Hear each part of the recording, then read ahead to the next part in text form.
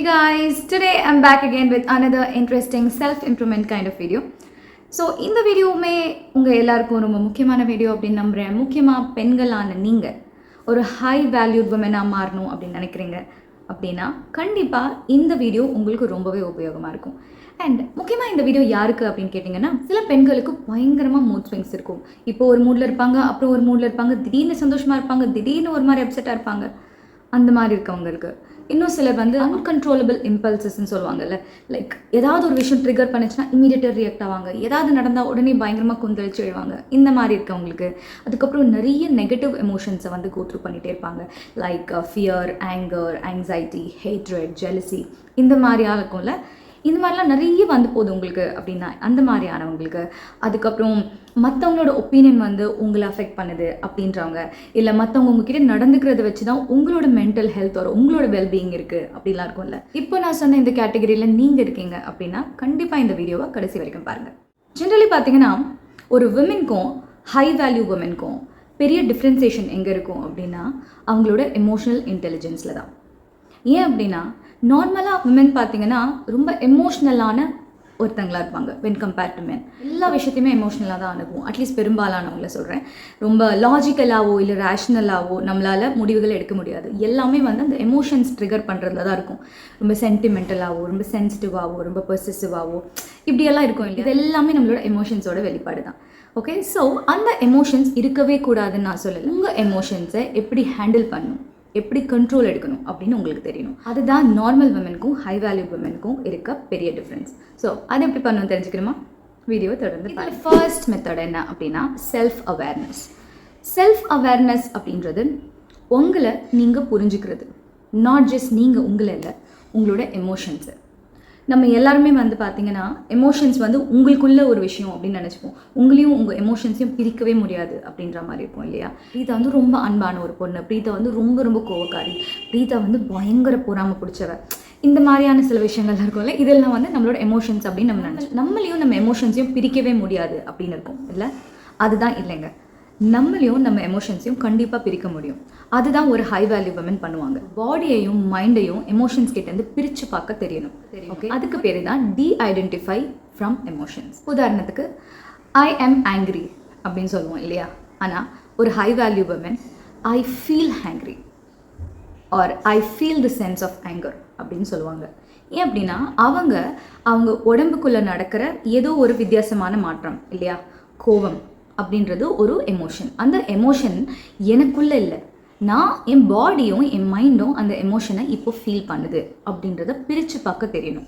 Okay, it's not you are angry, your body is feeling the sense of anger, so you need to de-identify from emotion. அதை பிரித்து பார்க்க தெரியணும். And அந்த மாதிரி நீங்கள் எப்போ பிரித்து பார்க்குறீங்களோ அப்போது உங்களுக்கு தெரியும், ஓகே இந்த சிச்சுவேஷனில் எனக்கு கோபம் அப்படின்ற ஃபீலிங் வருது, ஏன் இந்த சூழ்நிலையில் கோவப்படுறேன் அப்படின்னு ஐடென்டிஃபை பண்ணுங்கள், புரிஞ்சுக்கோங்க. ஓகே, ஸோ அப்போ தான் வந்து உங்களுக்கு தெரியும். இங்கே தான் வந்து நான் லாஸ்ட் வீடியோவில் சொன்ன ஷேடோ ஒர்க் வரும். ஏன் இந்த மாதிரி ஒரு ஃபீலிங் அப்படின்னு சொல்லி ஐடென்டிஃபை பண்ணுங்கள், ரிவர்ஸ் இன்ஜினியரிங் பண்ணுங்கள், ரீஒர்க் பண்ணுங்கள், go back to your childhood and work like what. இந்த மாதிரி ஒரு தருணத்தில் உங்களுக்கு இந்த மாதிரி ஒரு எமோஷனை வெளிப்படுத்துறதுக்கு என்ன காரணம்? ஏன் உங்களுக்கு கோபம் வருது? ஏன் உங்களுக்கு ஜெலசி வருது? ஏன் நீங்கள் வெறுக்கிறீங்க? ஏன் உங்களுக்கு இவ்வளோ சந்தோஷம்? ஸோ உங்களுக்கு தெரியும். That's where you will understand.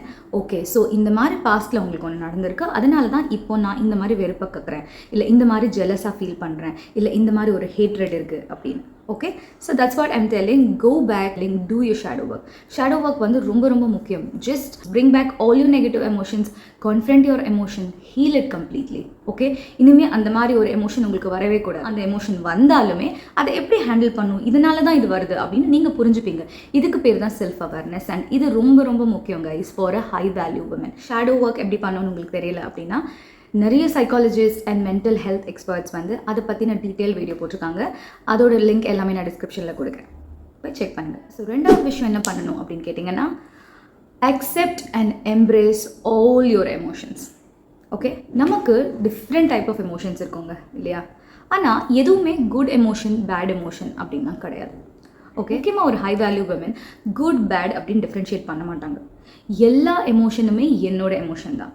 எல்லாத்தையுமே நான் அக்செப்ட் பண்ணுறேன், எம்ப்ரேஸ் பண்ணுறேன், அதை ஃபீல் பண்ணுறேன் அப்படின்னு நினைப்பாங்க. எல்லா எமோஷனுமே வந்து ஏன் வருது, எதனால் வருது, அதோட காரணம் என்ன, காரியம் என்ன அப்படின்றத வந்து ஒரு ஹை வேல்யூ விமன் அனலைஸ் பண்ணுவாங்க. ஃபார் எக்ஸாம்பிள், அவங்களுக்கு ஒரு ஜெலசி வருது, இல்லை ஒரு ஹேட்ரடை ஃபீல் பண்ணுறாங்க, இல்லை ஒரு ஆங்ஸைட்டி ஃபீல் பண்ணுறாங்க, இல்லை வேறு மாதிரியான வெறுப்பு அதெல்லாம் இருக்குது அப்படின்னு வச்சுக்கோங்களேன். அது ஒரு பேட் எமோஷன் அப்படின்னு சொல்லி அவங்களை ஏன் எனக்கு இந்த மாதிரி வருது, சீச்சி நான் ஏன் இந்த மாதிரி நினைக்கணும், ஏன் எனக்கு இந்த மாதிரி ஒரு ஜெலசிலாம் வருதுன்னு அவங்க ஜட்ஜ் பண்ண மாட்டாங்க. அதே மாதிரி அந்த எமோஷனை சப்ரஸோ இல்லை இக்னோரோ பண்ணவும் மாட்டாங்க. She will be very very curious of each and every of her emotions. அதுதான் சொல்ல வரேன். நல்லதோ கெட்டதோ எல்லா எமோஷனுமே என்னோட எமோஷன் தான். இந்த மூமெண்ட் நான் இப்படி தான் ஃபீல் பண்ணுறேன்னா அதுதான் உண்மை. அதை நான் வரவேற்கிறேன், அதை நான் அக்செப்ட் பண்ணுறேன், அக்னாலேஜ் பண்ணுறேன், எம்ப்ரேஸ் பண்ணுறேன். எல்லாமே எனக்கான எமோஷன் தான், எல்லாமே எனக்குள்ளே இருக்க எமோஷன் தான். இந்த எல்லா எமோஷனும் சேர்ந்து தான் நான். ஓகே, ஸோ எதுவுமே வந்து நல்ல எமோஷன் இதை மட்டும்தான் நான் ஃபீல் பண்ணும், இது கெட்ட எமோஷன் இது எனக்கு வரவே கூடாது, எனக்கு ஏன் இது வருது, அப்போ நான் ரொம்ப கெட்டவளா, நான் ஏன் இந்த மாதிரி பொறாமப்படுறேன், நான் ஏன் வயிற்றுச்சல் படுறேன், ஏன் இவங்க மேலே எனக்கு ஒரு கழுப்பு இருக்குது, இந்த மாதிரியான எமோஷன்லாம் தப்பான எமோஷன் கிடையாது.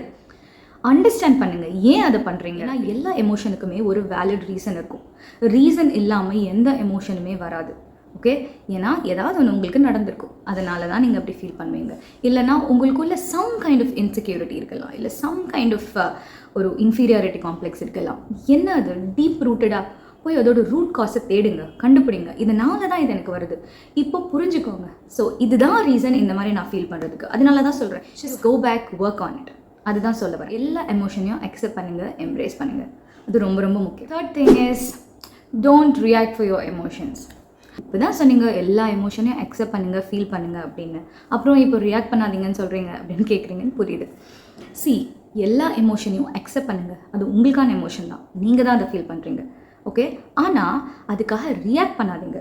Emotions are to be felt, not to be acted on. ஏன்னா when you look back, உங்கள் வாழ்க்கையில் நடந்த நிறைய தவறுகள், அந்த தவறுகளால் நீங்கள் எடுத்த சில தப்பான முடிவுகள், அந்த முடிவோட விளைவுகள் ரொம்ப நெகட்டிவான விளைவு, ரொம்ப மோசமான விளைவுகளை சந்திச்சிருப்பீங்க இல்லையா? இதெல்லாம் ஏன் நடந்தது அப்படின்னு நீங்கள் டீப்பாக அனலைஸ் பண்ணிங்கன்னா தெரியும், இது எல்லாமே ஒரு இன்டென்ஸ் எமோஷனோட வெளிப்பாடாக இருக்கும். இனி தப்பான முடிவு பார்த்தீங்கன்னா ஒரு எமோஷ்னல் பர்ஸ்டாக இருக்கும். அதனால் நீங்கள் யாரையாவது இழந்திருக்கலாம், யாரையாவது தப்பான சொல்லியிருக்கலாம், அதனால் அவங்க ரிலேஷன்ஷிப்பே போயிருக்கலாம், யாராவது இறந்து போயிருக்கலாம், இன்னும் பெரிய பெரிய விஷயங்கள் உங்கள் வாழ்க்கையில் நடந்திருக்கலாம். அது உங்களால் மாற்றியே எழுத முடியாதுன்ற மாதிரி ரொம்ப ரிக்ரெட் பண்ணக்கூடிய, வேதனைப்படக்கூடிய பெரிய பெரிய சம்பவங்கள் உங்கள் வாழ்க்கையில் நடந்திருக்கலாம். இது எல்லாத்துக்குமே காரணம் என்னென்னு பார்த்தீங்கன்னா அந்த எமோஷனல் அவுட்பர்ஸ்ட், அந்த எமோஷனில் நீங்கள் எடுத்த முடிவுகள், அந்த எமோஷனுக்கு நீங்கள் ரியாக்ட் பண்ண விதம் சொல்கிறேன். ஸோ அதனால தான் சொல்கிறேன், எப்போவுமே எமோஷன்ஸை ஃபீல் பண்ணுங்கள், உடனே ரியாக்ட் பண்ணாதீங்க. ஓகே, எமோஷன்ஸை எப்போவுமே ஆறப்போடு தெரிஞ்சுக்கணும். அதுதான் வந்து ஒரு ஹை வேல்யூ உமன் பண்ணுவாங்க. இன்னொரு முக்கியமான விஷயம், நல்ல எமோஷனாக இருந்தாலும் சரி, கெட்ட எமோஷனாக இருந்தாலும் சரி, நம்மளோட தலை தோனி மாதிரி போக்கர் ஃபேஸ், ஒரு மாதிரி ஸ்ட்ரெயிட் ஃபேஸ் வச்சுருப்பார், பார்த்துருக்கீங்களா? சந்தோஷத்தையும் காட்ட மாட்டார், தூக்கத்தையும் காட்ட மாட்டார். அந்த மாதிரி எந்த ஒரு எமோஷனையுமே வெளிக்காட்டக்கூடாது. அதுதான் வந்து எமோஷனல் ஸ்டெபிலிட்டி அப்படின்னு சொல்லுவாங்க. உங்கள் எமோஷன்ஸை பேஸ் பண்ணி சீக்கிரமாக ட்ரிகர் ஆகிற ஒரு பர்சன் அப்படின்னா உங்களுக்கு இது கஷ்டம் தான், பட் ப்ராக்டிஸ் பண்ணுங்கள், பெரிய பெரிய சேஞ்சஸ் பார்ப்பீங்க உங்கள் வாழ்க்கையில். எமோஷன்ஸ் என்ன பண்ணும் அப்படின்னு கேட்டிங்கன்னா, it will always prevent you from taking rational decisions. நீங்கள் தான் உங்கள் எமோஷன்ஸை கண்ட்ரோல் பண்ணணும். உங்கள் எமோஷன்ஸ் உங்களை கண்ட்ரோல் பண்ண அலோவ் பண்ணக்கூடாது. அதுதான் அந்த எமோஷனல் இன்டெலிஜென்ஸ். இதை ஹை வேல்யூ உமன் சூப்பராகவே பண்ணுவாங்க. அண்ட் நீங்கள் ஒரு ஹை வேல்யூ உமனாக இருக்கீங்க அப்படின்னா definitely your decisions should be based on your logics and intuition, not on your emotions. புரிஞ்சுதா? Think about it. Fourth thing is empathise. Empathy அப்படின்றது ரொம்ப ரொம்ப முக்கியமான ஒரு trait of a high value woman. நீங்கள் கேட்கலாம், எம்பத்தி வந்து ரொம்ப எமோஷ்னலான ஒரு ட்ரேட் ஆச்சு அப்படின்னு. எஸ், டெஃபினெட்லி எம்பத்தி ஒரு எமோஷ்னலான ட்ரேட் தான். பட் எம்பத்தியும் ரொம்ப ரொம்ப முக்கியங்க நீங்கள் ஒரு ஹை வேல்யூ உமனாக இருக்கணும் அப்படின்னா. ஏன்னா நீங்கள் எம்பத்தைஸ் பண்ணிங்கன்னா மட்டும்தான் உங்களால் மற்றவங்க என்ன பண்ணுறாங்க அப்படின்றது உங்களுக்கு புரியும்.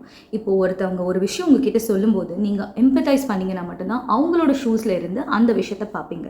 ரொம்ப நான் ஜட்ஜ்மெண்டலாக, ரொம்ப பயாஸ்டாக இல்லாமல் ரொம்பவே ஓப்பன் அண்ட் ட்ரான்ஸ்பரண்ட்டாக அவங்க ஷூஸ்லேருந்து அவங்க ப்ராப்ளம்ஸை பார்த்தீங்கன்னா மட்டும்தான் அதுக்கு ஒரு சரியான சொல்யூஷன் உங்களால் கொடுக்க முடியும். ஓகே, அண்ட் எப்போவுமே யார் ரொம்ப எம்பத்தைஸ் பண்ணுறாங்களோ அவங்களுக்கு தான் வந்து ஒரு ஸ்ட்ராங் சென்ஸ் ஆஃப் இன்ட்யூஷனும் டெவலப் ஆகும். ஏன்னா எம்பத்தைஸ் பண்ணி they'll understand people and their true feelings. அதே மாதிரி உண்மையானவங்க யாருன்னு அவங்களால தெரிஞ்சுக்க முடியும், பிளேயர்ஸ் யார், லயர்ஸ் யார், மேனிப்புலேட்டர்ஸ் யார் அப்படின்னு அவங்களுக்கு தெரிஞ்சுக்க முடியும். இதனால் அவங்களுக்கு ஒரு நல்ல ஸ்ட்ராங்கான ட்ரூ கனெக்ஷனையும் பில்ட் பண்ண முடியும். If you are a high value women and a super empath, உங்களோட பெரிய அட்வான்டேஜ் என்ன அப்படின்னா you know how to empathize and you will also know their intentions. So you will play very safe. அவன் நிலமையில இருந்தால் நான் இதை பண்ணியிருக்க மாட்டேன் அப்படின்னு சும்மா ஜட்மெண்டெல்லாம் சொல்லிட்டு போகவும் மாட்டாங்க. Definitely she'll stand in your shoes, analyze things, see the good and bad, and then she will give you a good solution for your problems. Okay, ரொம்ப எம்பத்தைஸ் பண்ணுறாளே அப்படின்னு சொல்லி கேஸ்லைட் பண்ணணும்னு ட்ரை பண்ணாதீங்க. She is having a very good sense of intuition, so she will easily understand whether you're manipulating her or you're very genuine to her. Good and bad intentions அவங்களால ஈஸியாக identify பண்ண முடியும். So please don't try to influence her. I'm sure you will be disappointed. Yes, 5வது முக்கியமான விஷயம் என்னென்னா self reliant. இங்கே self ரிலையன்ட்னு நான் சொல்ல வர்றது எமோஷனல் சைடை பற்றி. முக்கியமாக வந்து she don't want someone else to come and make her feel happy, make her feel good about herself. மெட்டீரியலாக இருக்கலாம், திங்ஸாக இருக்கலாம், பார்ட்னராக இருக்கலாம், ஃப்ரெண்ட்ஸாக இருக்கலாம், யாரையுமே ரிலை பண்ணியிருக்க மாட்டாங்க. முக்கியமாக அவங்களோட ஹாப்பினஸ்க்கும் அவங்க பீஸுக்கும் அவங்களோட சந்தோஷத்துக்கும் அவங்களுக்கு யாருமே தேவையில்லை. அவங்களுக்கு அவங்க மட்டுமே போதும். இங்கே இதுதான் செல்ஃப் ரிலையன்ட் அப்படின்னு நான் சொல்கிறேன். ப்ராக்டிஸிங் செல்ஃப் ரிலையன்ஸ் வந்து பெரும்பாலான லேடிஸ்க்கு ரொம்ப ரொம்ப கஷ்டம். யாருமே இல்லைனாலும் நான் இருந்துக்க முடியும், யாருமே இல்லைனாலும் இருந்துக்கிறதுன்றது ஓகே, சந்தோஷமாக இருந்துக்கிறதுன்றது கஷ்டம் இல்லை. அந்த மாதிரி பழகாத ஒருத்தங்களுக்கு, பிகாஸ் நம்ம எல்லாருமே வந்து social beings, we need family, we need partner, we need husband, boyfriend, friends, இந்த மாதிரி எல்லாருக்குமே வந்து ஏதாவது ஒரு கம்பெனியாவது வேணும் இல்லையா? லோவாக ஃபீல் பண்ணால் ஃப்ரெண்ட்ஸுக்கு கால் பண்ணுறது, அப்செட்டாக இருந்தால் ஹஸ்பண்டுக்கு கால் பண்ணுறது, பாய் ஃப்ரெண்டுக்கு கால் பண்ணுறது, இப்படி தான் நம்ம இருக்கோம் இல்லையா? ஸோ அவங்க வந்து நம்மளை உற்சாகப்படுத்துவாங்க, அவங்க வந்து நமக்கு ஒரு பாசிட்டிவிட்டியை தருவாங்க அப்படின்னு நினைப்போம் இல்லையா?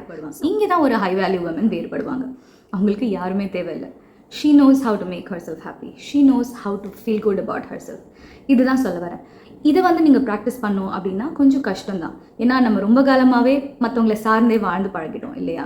முக்கியமாக சந்தோஷத்துக்கும், எனர்ஜிக்கும், உற்சாகத்துக்கும், பாசிட்டிவிட்டிக்கும் இல்லையா? தப்பில்லை. பட் நீங்கள் ஒரு ஹை வேல்யூ உமனாக இருக்கணும், முக்கியமாக எமோஷ்னலி இன்டெலிஜென்ட்டாக இருக்கணும் அப்படின்னு நினச்சிக்கிட்டு இதை நீங்கள் ப்ராக்டிஸ் பண்ணோன்னா ஒரு ரோட் அலோன் ட்ராவல்டு மாதிரியான ப்ராசஸ் தான். இதை நீங்கள் கடந்து வரும்போது நிறைய நெகட்டிவ் எமோஷன்ஸை நீங்கள் சந்திக்க வரும். ஃபார் எக்ஸாம்பிள், ஒரு பயம், ஆங்ஸைட்டி, ஃபியர், பெயின், இது எல்லாமே நீங்கள் கடந்து வரணும். ஏன்னா நீங்கள் தனியாக பண்ண போகிறீங்க. Any kind of situation you gonna handle it all by yourself இல்லையா? ஸோ இந்த மாதிரியான நெகட்டிவ் எமோஷன்ஸ் எல்லாம் நீங்கள் தாண்டி தான் வரணும். தாண்டி வந்ததுக்கப்புறம் you will B so very self reliant ladies. I'm telling you, this will definitely happen. ஆனால் அதை மட்டும் நீங்கள் பண்ணிட்டீங்கன்னா உங்களுக்கு ஒரு அலாதியான திருப்தியும் மன நிம்மதியும் கிடைக்கும். I wanted you to feel that, ladies. Okay? முக்கியமாக நீங்கள் ஒரு ஹை வேல்யூ உமனாக இருக்கீங்கன்னா அது கண்டிப்பாக ஃபீல் பண்ணுவீங்க. So that's all ladies. இந்த வீடியோ உங்களுக்கு பிடிச்சிருக்கும் நம்புகிறேன். இதே மாதிரியான இன்ட்ரெஸ்டிங்கான இன்ஃபர்மேட்டிவான வீடியோவோட உங்கள் எல்லாரையும் சந்திக்கிறேன். Until then, it's me, Preeta, signing off. Bye.